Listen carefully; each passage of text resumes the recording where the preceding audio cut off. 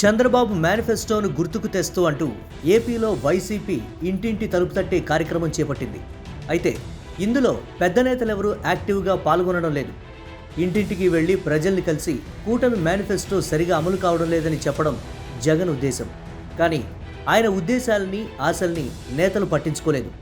చోటామోటా నేతలు మాత్రం QR code ఉన్న ప్లకార్డులు పట్టుకొని వెళ్లి జనం దగ్గర నిలబడి ఫోటోలు తీసుకొని సోషల్ మీడియాలో అప్లోడ్ చేసుకుంటున్నారు. గతంలో వైసీపీ అధికారంలో ఉన్నప్పుడు కూడా గడప గడపకు వైసీపీ అనే తూతూ మంత్రం కార్యక్రమం జరిగింది. ఇప్పుడు ఇది దానికంటే ఘోరం. జనాల దగ్గరకు వెళ్ళండి అంటూ అధినాయకుడు చెప్తున్నా నాయకులకు ఏమాత్రం ఓపిక లేదు.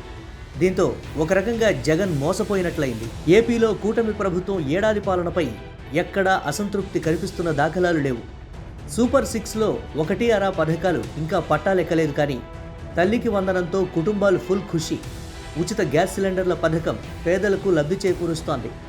ఇక పెన్షన్ల గురించి అయితే చెప్పుకోవాల్సిన పనే లేదు. జగన్ లాగా విడతకు 250 రూపాయలు కాకుండా ఒకేసారి 4,000కు పెన్షన్లు పెంచి ఇస్తున్నారు.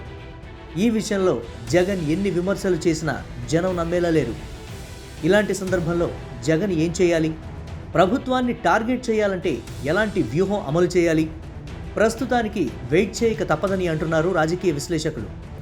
సమయం తమది కానప్పుడు అదును కోసం వేచి చూసి కూటమి ఏదైనా పెద్ద తప్పు చేస్తే అప్పుడు రంగంలోకి దిగాలని చెప్తున్నారు. కానీ జగన్కి అంత ఓపిక లేదని అర్థమవుతోంది.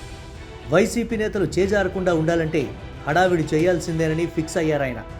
అందుకే కూటమి అధికారంలోకి వచ్చిన వెంటనే రెడ్ బుక్ పేరుతో ఢిల్లీలో ధర్నా చేపట్టారు. అది అట్టర్ ఫ్లాప్ అయింది.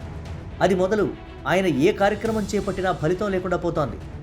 దీనికి తాజా నిదర్శనం రీకాలింగ్ చంద్రబాబుస్ మేనిఫెస్టో. అసలు మేనిఫెస్టో గురించి మాట్లాడుకోవాలంటే రీకాలింగ్ జగన్స్ నవరత్నాలు అంటూ మొదలుపెట్టుకోవాలి.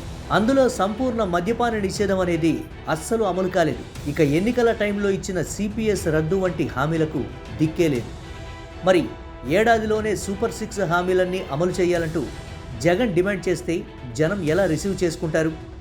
నిన్నటి వరకు తల్లికి వందనం ఏది అని ప్రశ్నించారు.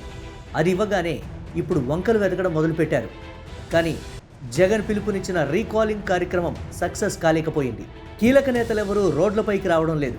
కార్యకర్తలు సోషల్ మీడియాలో చేస్తున్న హడావిడి అంతంత మాత్రమే. ఇంకా చెప్పాలంటే అసలు జగనే ఈ కార్యక్రమంలో పాల్గొనలేదు.